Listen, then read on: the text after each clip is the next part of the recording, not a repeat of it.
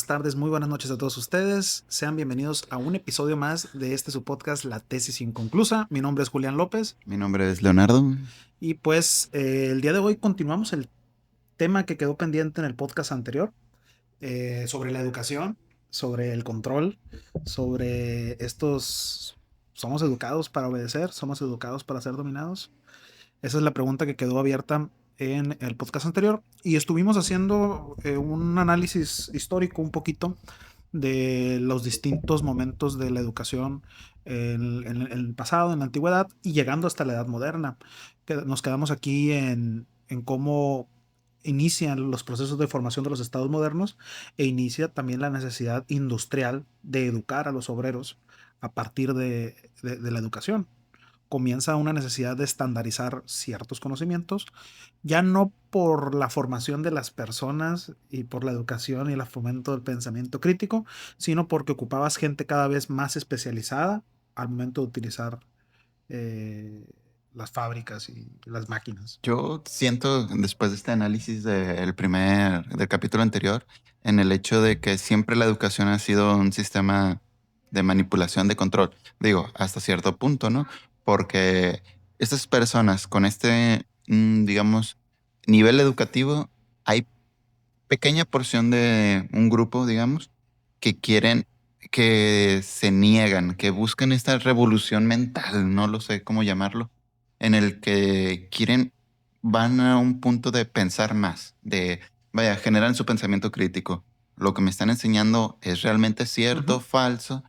Voy a generar mi propio conocimiento, experimentación, y son estas personas filósofos, psicólogos, doctores, que empiezan a hacer más de lo que les enseñaron, ¿no? Ujú. Y llegan a este punto de despertar, digamos, despertar educativo, despertar mental, donde se cuestionaron lo que les enseñaron y van más allá.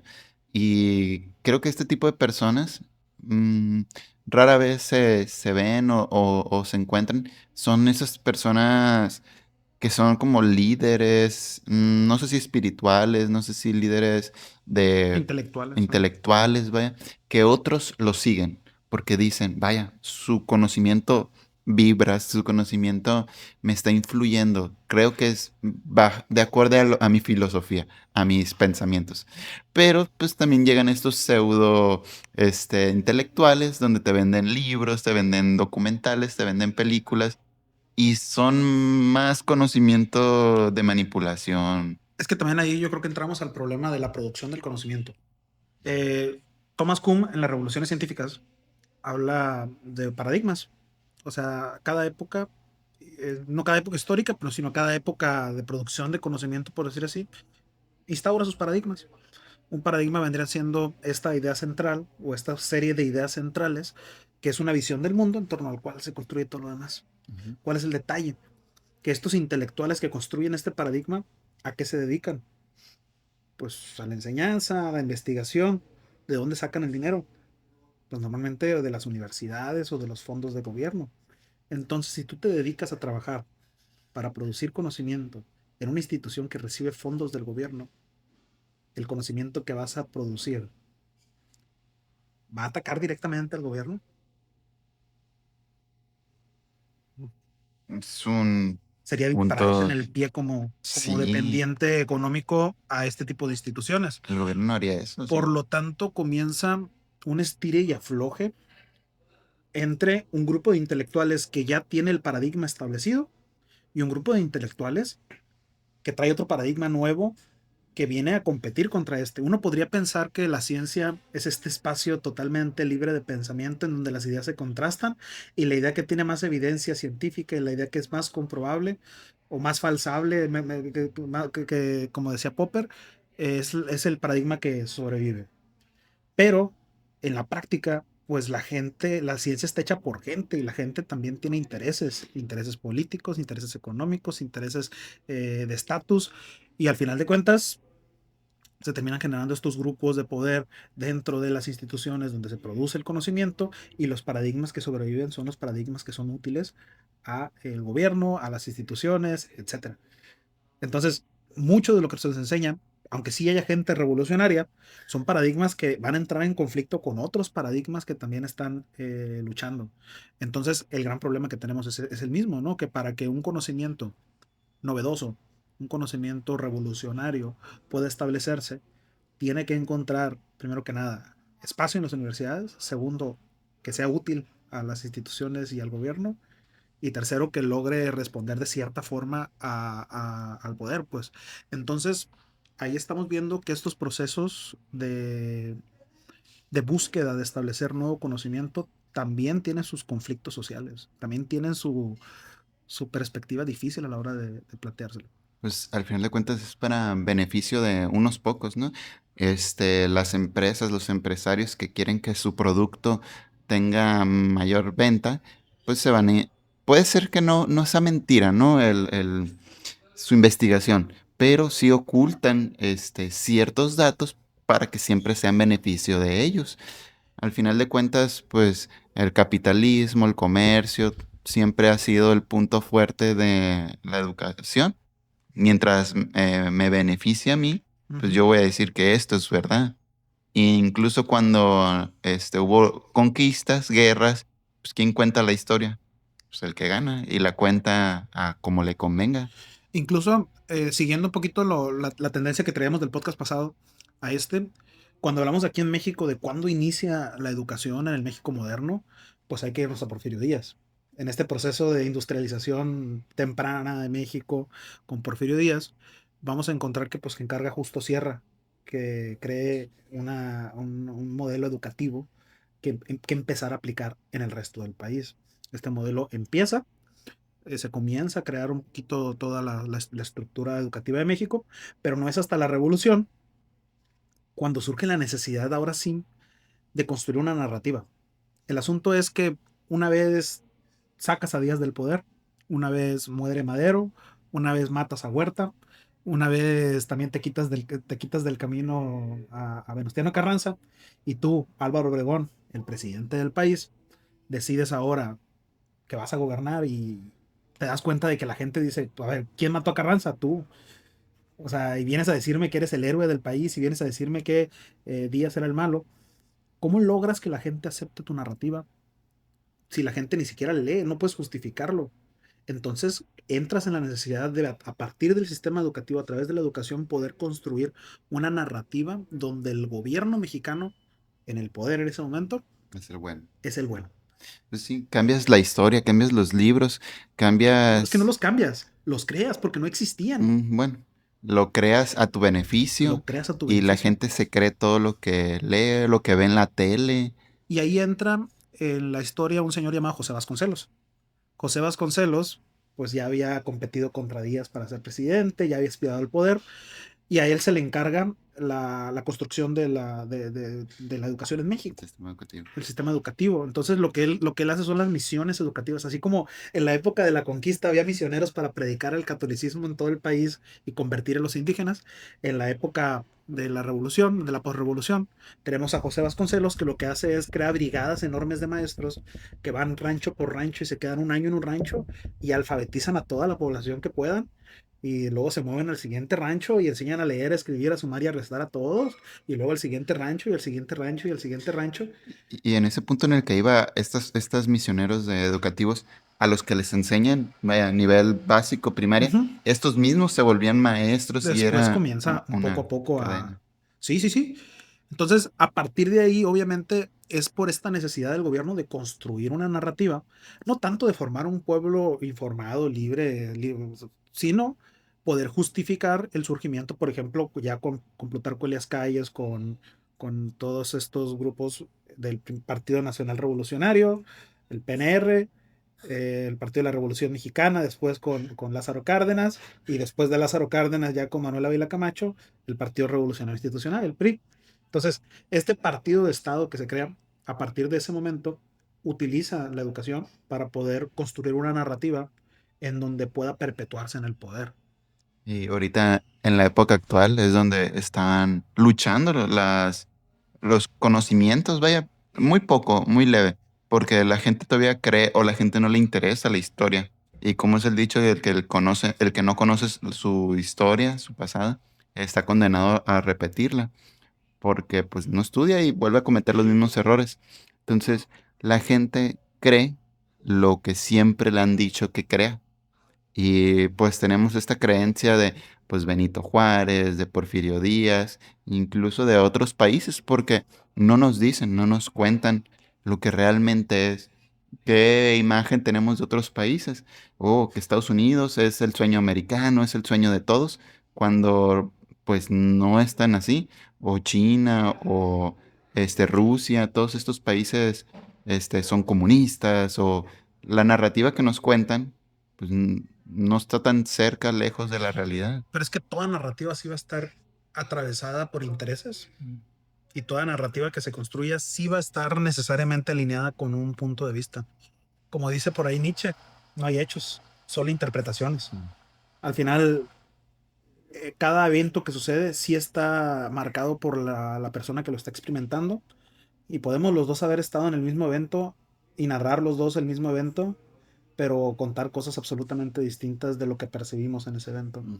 Entonces, el gran detalle es ese, que la construcción, la historia es una arma cargada de futuro. La historia es una arma cargada de futuro que puede hacer que una nación se levante o que puede hacer que una nación se arrodille.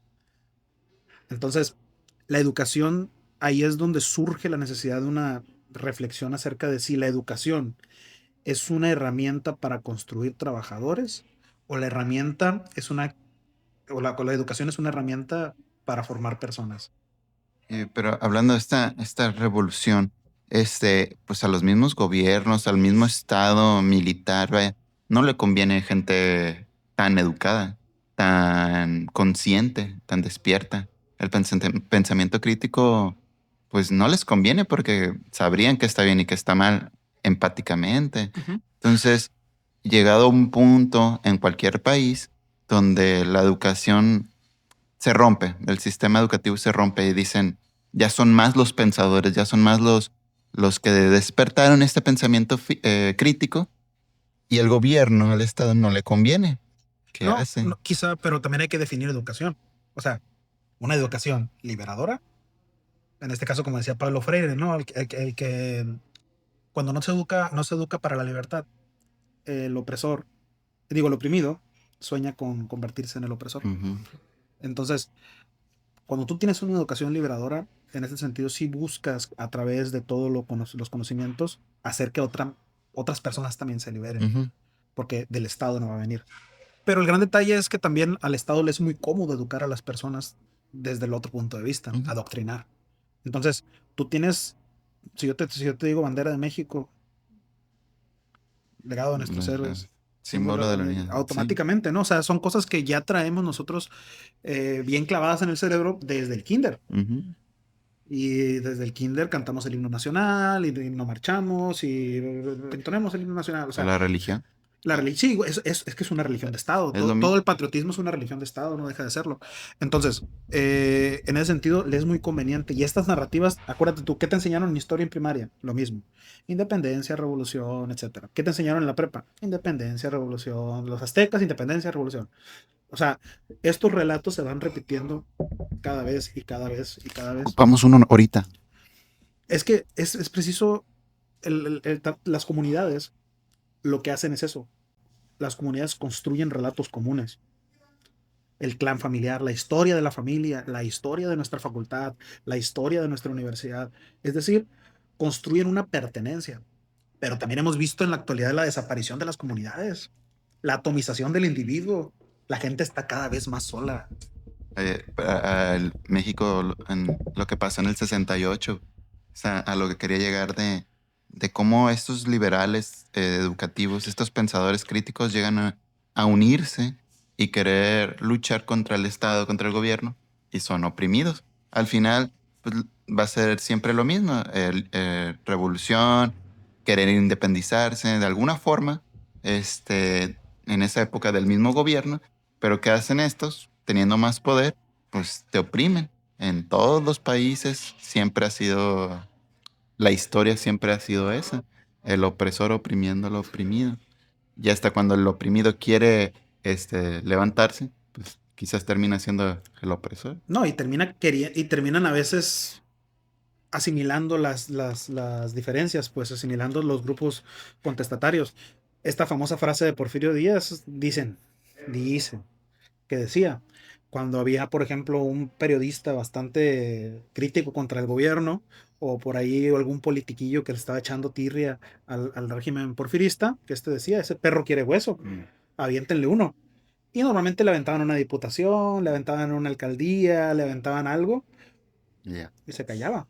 Entonces el régimen termina absorbiendo los discursos que en ocasiones van en contra. Lo estamos viendo en Estados Unidos. Ahorita. Hace 30 años era imposible hablar de comunismo en Estados Unidos. Ahorita ves en la juventud estadounidense que en las universidades se enseña bastante ideología de izquierda. No, yo no tengo nada de malo, pero sí vemos cómo el régimen, el gobierno, cuando considera que una ideología le es útil o que ya no le es peligrosa, la termina absorbiendo e integrando dentro de sus propias estructuras. La liberan, pues ya se vuelve normal, la La estandariza porque estandariza, la normaliza, la instrumentaliza. ya no es peligroso. La instrumentaliza. Entonces ya es lo normal. ¿Qué pasa ahorita con estos periodistas o pseudos periodistas cuando quieren, pues, la nota amarillista, que quieren hacer que el diputado, el senador, el gobernante, pues se rompa en su papel y salga la nota para Ujú. ellos? Al final de cuentas es su Sí, trabajo. es que pues, también hay que ver que el periodismo cambió completamente con la digitalización Ujú, y pues de vender periódicos y vender papel pasaste ujú, a tener que sacar likes para que sea redituable tu tu trabajo. institución, tu periódico, tu revista.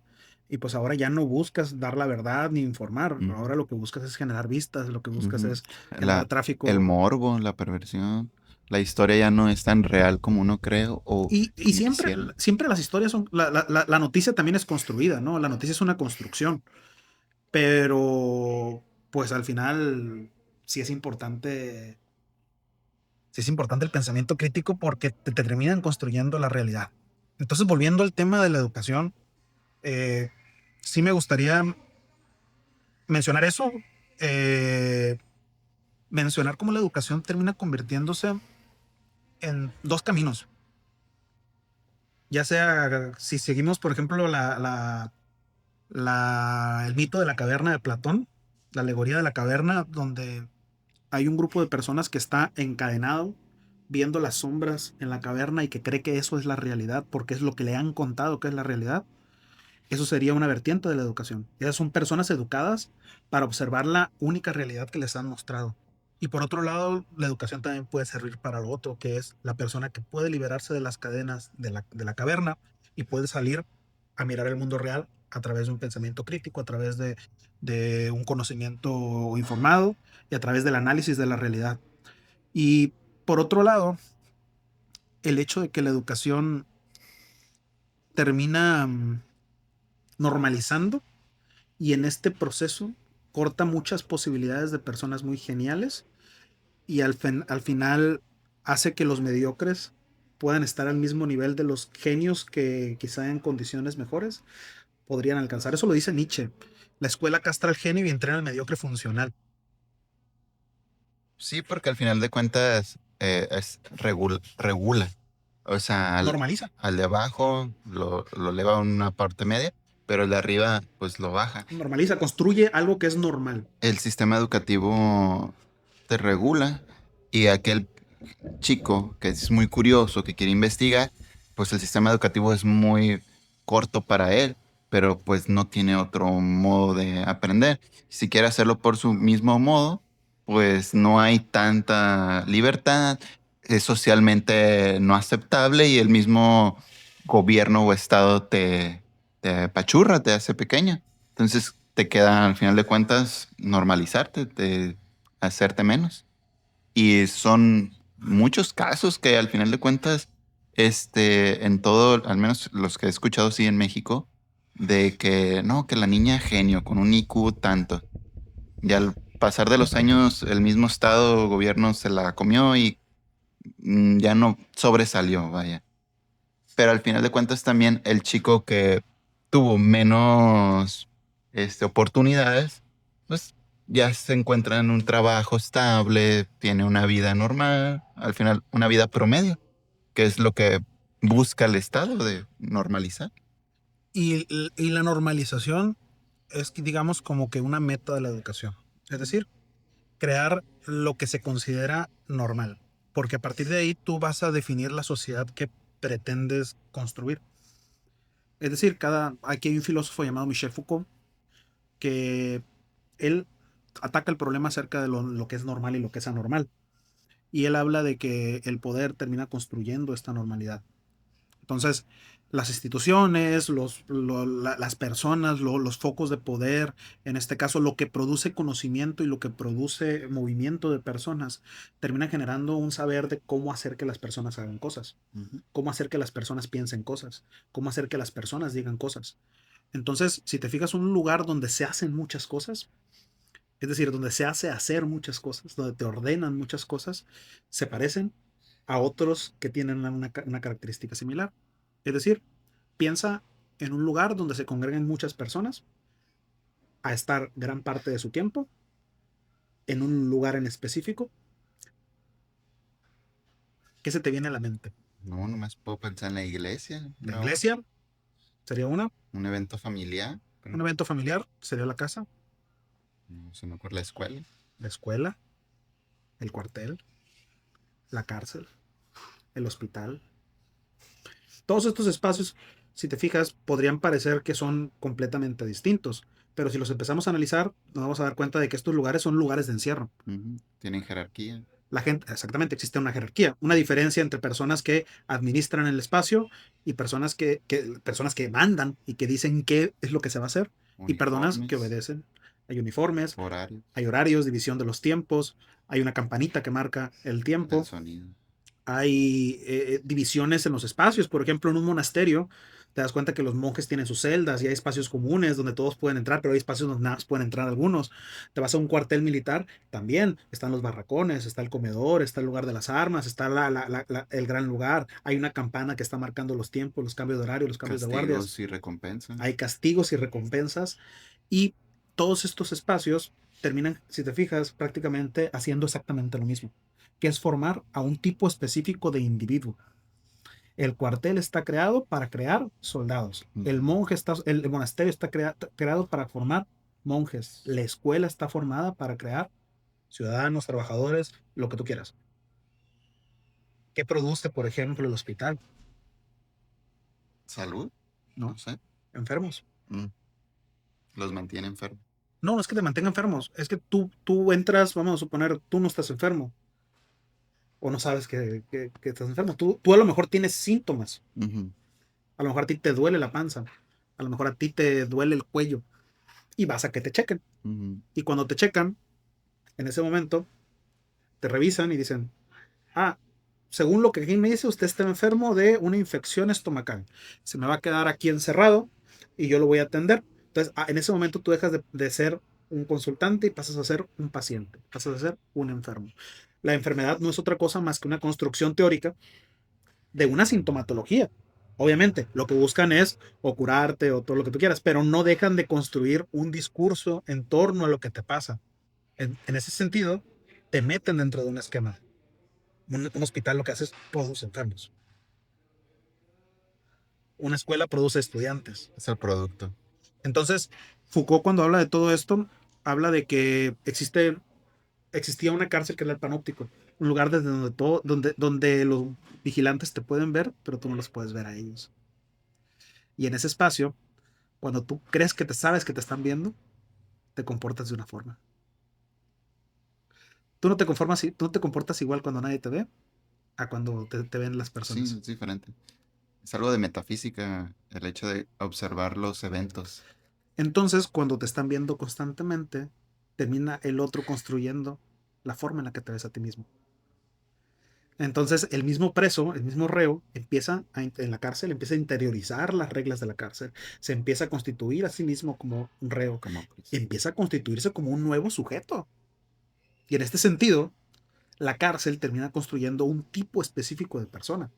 La escuela igual, cuando el maestro te está viendo, cuando el prefecto te está viendo, cuando el director te está viendo, construye un tipo específico de persona.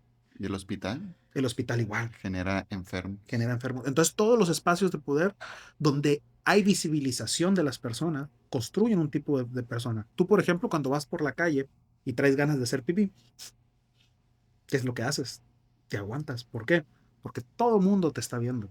Cuando andas en el monte, no estás en tu casa, pero te dan ganas de hacer pipí, pues te vale cacahuate, andas solo en el monte y órale, aquí mismo, No eres observado. no eres observado. Entonces, tu comportamiento sí está delimitado por esta observación de las personas. Y lo que pasa con esto es que nosotros interiorizamos la vigilancia.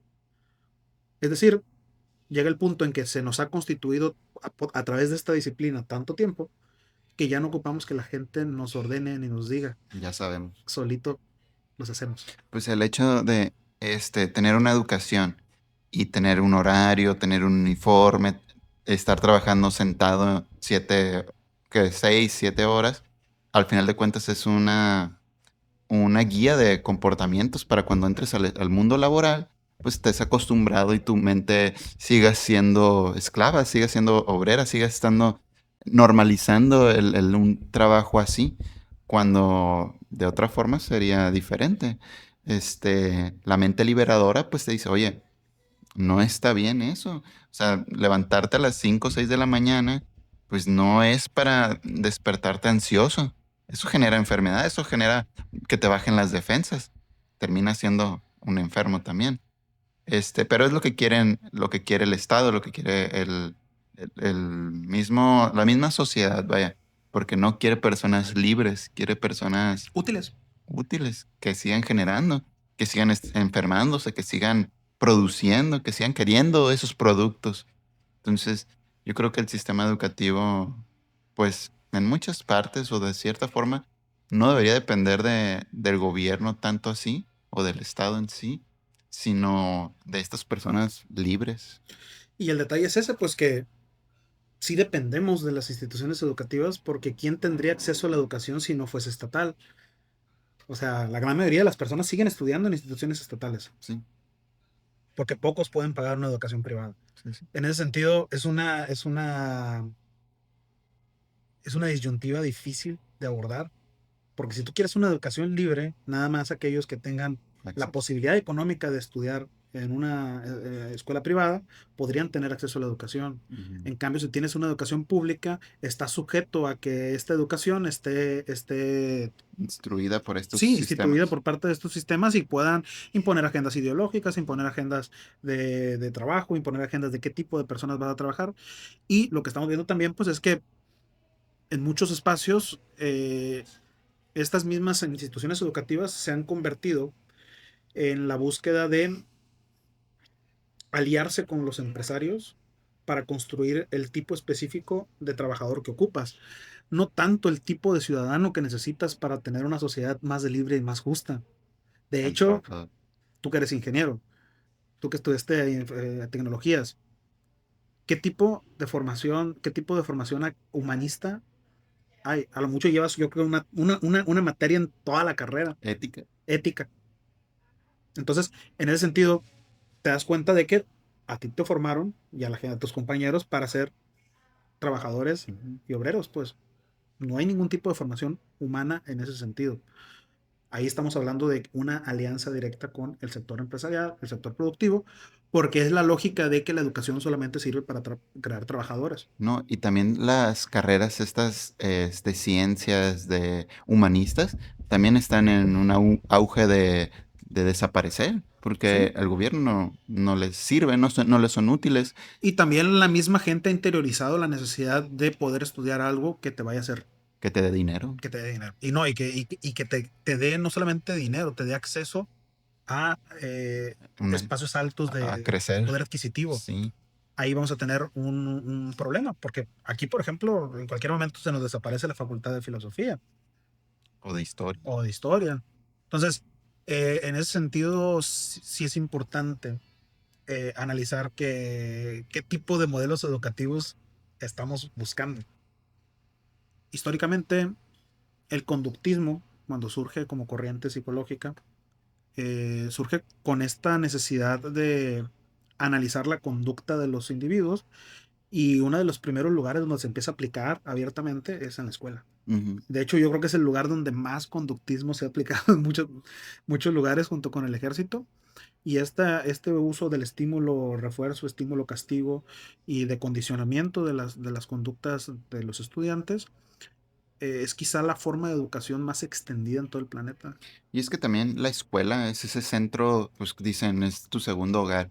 Es donde en este caso, el niño, el adolescente, el el ser humano en crecimiento es donde pasa más tiempo encerrado en cuatro paredes con 30 compañeros que están pasando casi por lo mismo, pero también está el espacio de casa, porque en casa es otra educación, es otro sistema, y cuando los dos sistemas chocan, pues este alumno tiene que crear su propia ideología, su propio sistema educativo mental. Entonces, Siempre y cuando quiera tener esa autonomía. Y hay gente que no le interesa. que se escapan, que quieren salirse y tener Hay su gente, no, es propio que hay gente que sistema no le interesa tener un pensamiento crítico. crítico. Y se quedan. Y el detalle también es que la misma escuela, al ser un espacio de disciplinamiento, como decía Foucault, al ser este espacio conductista, eh, termina generando sentimientos de ansiedad, de no desempeñarte, de, de con qué me identifico, el miedo a fallar, el constantemente estar buscando o sobresalir o no ser visto. Entonces termina generando mucho impacto emocional. Yo Ujú, recuerdo que toda la vida, por ejemplo, yo tengo un caso muy, muy personal.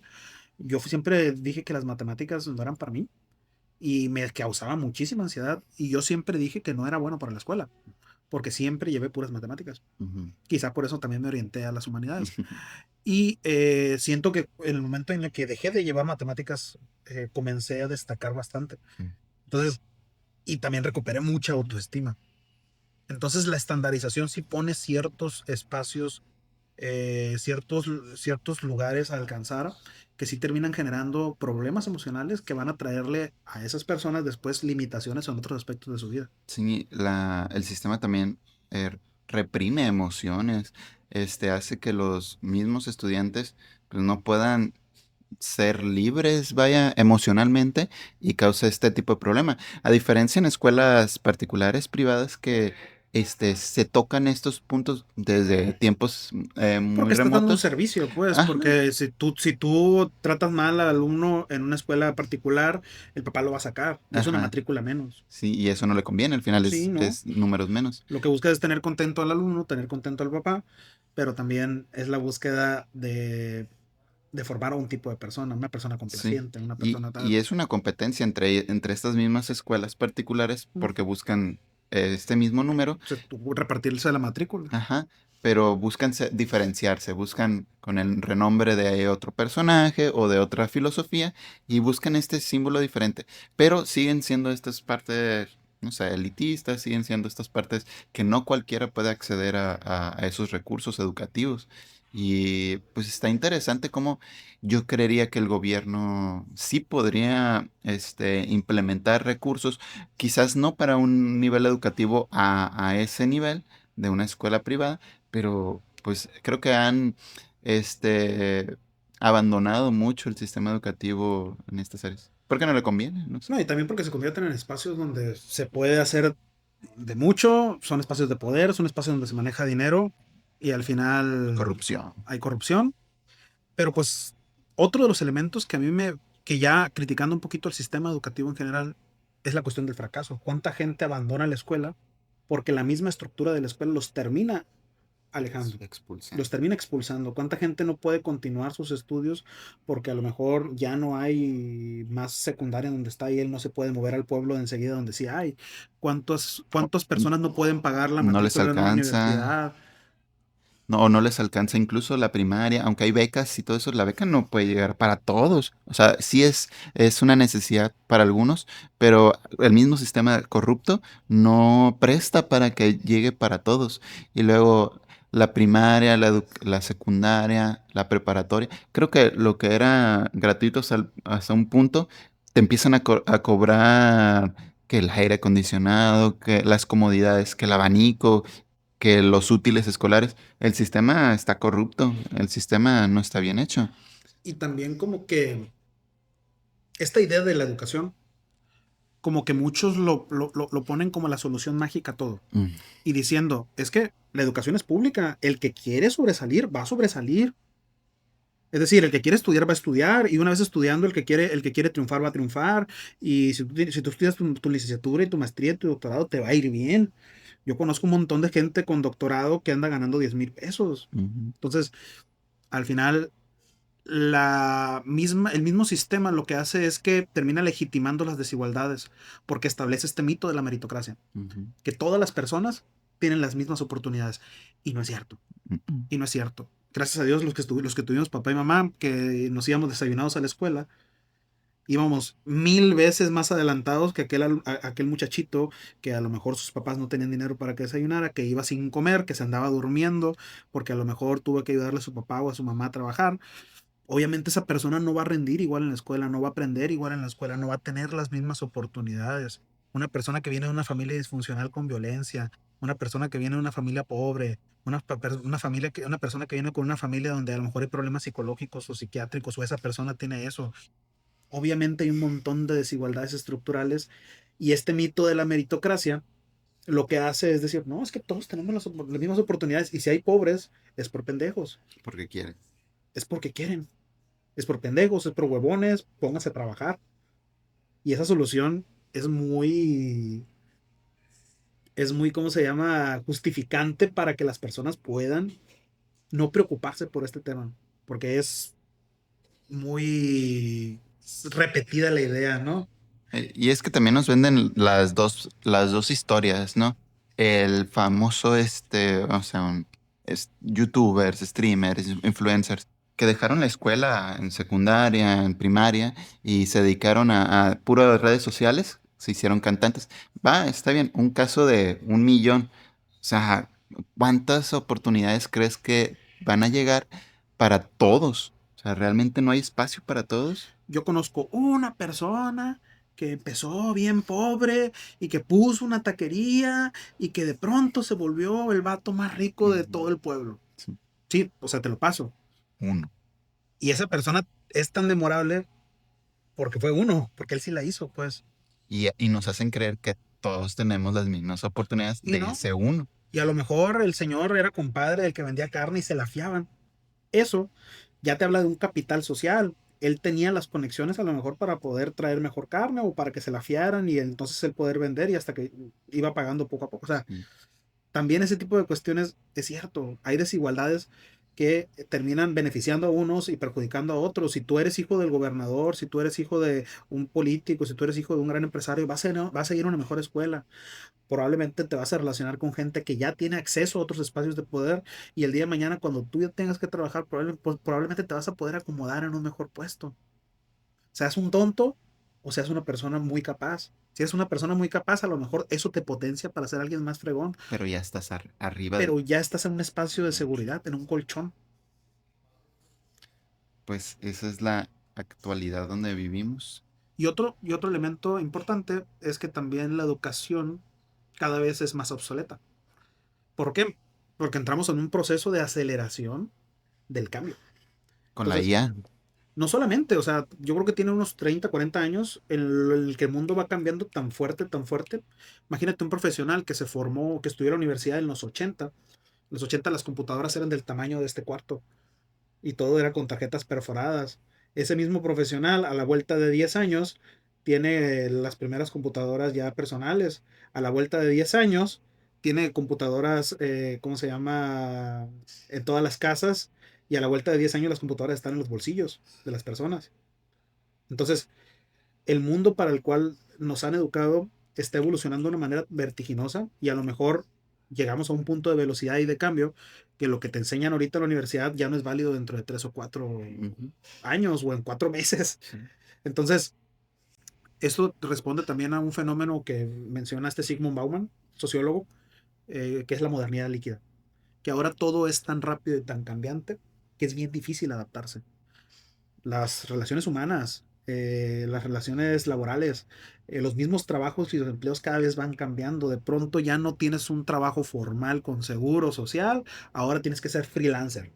y ahora tú mismo eres tu propio jefe, pero en ese mismo ser tu propio jefe no necesariamente eres una persona más libre, sino que ahora te autoexclavizas para poder llegar a fin de mes trabajando para 1000 empresas en 1000 proyectos distintos para poder sobrevivir. Entonces, la educación también se ha convertido a esto, a que las personas ya no se aten a un modelo de trabajo, porque ya no existen modelos de trabajo. Es decir, cada vez las personas se tienen que adaptar al cambio, un cambio que va a generar mucha incertidumbre y que va a generar mucha situación de inestabilidad para las próximas generaciones. Para la nuestra ya lo es. Ahora las generaciones que vienen. Y esto va a hacer que la educación tenga que pensar muchas cosas acerca de cómo va a lidiar con el cambio tan veloz del conocimiento, de las tecnologías y de todas estas situaciones laborales y humanas. Pues está para pensar, para razonar. Yo creo que esta es una de las oportunidades de poder usar el pensamiento crítico y saber qué está haciendo el sistema educativo con nosotros, con nuestros hijos, con el futuro, porque pues dependemos de eso. Las nuevas generaciones que vayan a tener eh, este conocimiento, pues ya no es como antes, que las oportunidades eran un poquito más y ahora van a ir disminuyendo para las nuevas generaciones. Si para nosotros son muy limitadas, para más futuro va a estar más limitado. Y también el aspecto de cómo se ha buscado constantemente la novedad, no la innovación, la novedad como el parteaguas de la educación. Como cuando surge una tecnología nueva de que, ahora todos con computadora, todos con tablets. Ujú. O sea, y nos ha tocado, a ti te ha tocado, a mí me ha tocado, que en vez de tener el PDF abierto de la clase, en vez de tener el video tutorial del modelo armar o de lo que se va a hacer, pues la gente está jugando Roblox o está jugando TikTok o está jugando Instagram. Entonces, introduce ciertas tecnologías al aula pensando de que muy probablemente por ser tecnología y por ser novedoso, automáticamente la educación ya es mejor, cuando muy probablemente lo que está haciendo es entorpecer. Entonces, se vienen bastantes cuestiones, la cuestión de la vigilancia en la educación, la cuestión de las plataformas, la cuestión de el condicionamiento a través de las redes sociales, de los videojuegos, etcétera. Y estamos viendo que se está educando para todo menos para ser libres. Ujú. Ser esclavos del estado, de nuestras mentes, de nuestros cuerpos. Ya no queremos ni esforzarnos en pensar. Queremos que alguien más piense por nosotros. La inteligencia artificial ya no solo es de cuestionamiento de qué significa, qué haces, no, es qué hago en esta situación. Y las inteligencias artificiales ya están teniendo problemas, no emocionales, pero sí problemas de decisión, porque resulta que hay algunas inteligencias artificiales que su sistema de programación está sufriendo el modo de responderte. Entonces, por ejemplo, tenía en cuenta yo que ChatGPT no te puede responder cosas negativas, ni cosas, pues, Críticas así ajá, muy violentas. fuertes. Entonces, él, con tal de no decirte una mentira o algo malo, te reformulaba la respuesta y ya no, podría no ser cierta o te confundía O y tú confirmaba tus creías, sesgos. ajá, y te quedabas más confundido. Bueno, tú creías que esa era la verdad, la realidad, pero pues solo fue una respuesta.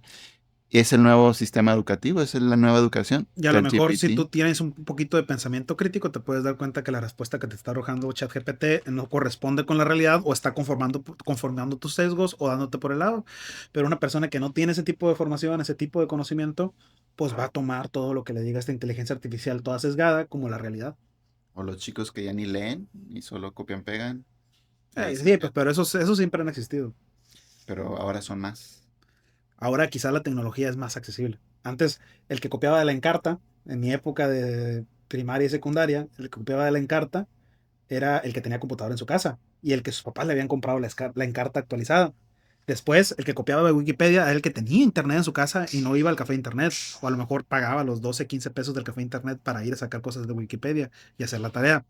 O sea, siempre ha existido esta búsqueda de hacer un poquito trampa, pero ahorita está tan democratizado el acceso a las tecnologías a unas edades tan tempranas, sin a veces tener el desarrollo necesario para poder manejarlas mental y de responsabilidad y ético, que la neta sí estamos asistiendo a un colapso muy fuerte de muchas de las habilidades necesarias para operar en la sociedad como individuos funcionales. Y se ha normalizado, ya lo ven como algo normal, de, es que va a usar tecnología en su trabajo. Sí, pero lo que te hacía antes de, por ejemplo, vaya, copiar y pegar, pero te hacía escribirlo al menos, tenía que pasar de alguna Sí, forma. mecanización, repetición. Y ahora no, ahora ya solo es en el mismo electrónico, copiar y pegar, y ni siquiera hay un proceso de lectura, nada. Y el gran problema es que, ¿qué tipo de profesionales va a haber también después? O sea, al final el podcast sí se trataba un poquito de una educación liberadora, según desde mi perspectiva, pero ya ahora sí, sí, incluso vámonos a la cuestión de de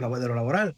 Ese tipo de personas no tiene pensamiento crítico, no sabe resolver problemas, no es innovadora, es una persona que simplemente se ha dedicado a copiar, pegar durante casi toda su formación. A la hora de que te contraten en una empresa no vas a durar, te van a correr. O no te va a gustar, vas a decir, está muy difícil. Es que no, si no tienes la capacidad de aprender por ti mismo para adaptarte a la novedad, adaptarte a las necesidades cambiantes del mercado y a las necesidades cambiantes de los problemas a resolver, pues no lo vas a hacer. Y al final, ¿qué gente va a ocupar esos espacios? Los que sí. ¿Y quiénes son esos? Gente más vieja que tú, que a lo mejor sí sabe utilizar esas tecnologías, pero también tiene otro tipo de habilidades que no la tienen morros que están egresando actualmente. Ujú, sí. Y ese es el nuevo futuro. O el viejo futuro, O el o presente. el presente. Y pues nada, si quieres vamos concluyendo el podcast. Me parece bien. Me gustó esta conclusión educativa donde quedamos así a la espera de qué puede pasar.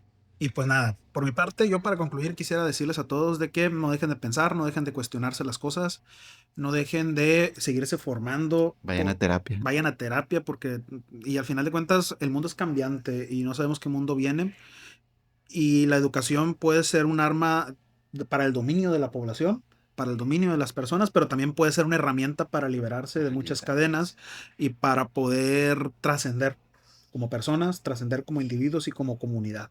Formen comunidad, plebes. Júntense con gente a hablar de temas, júntense con gente a hacer hobbies, a hacer deportes o incluso a tomarse una cerveza. Júntense con personas y creen comunidad.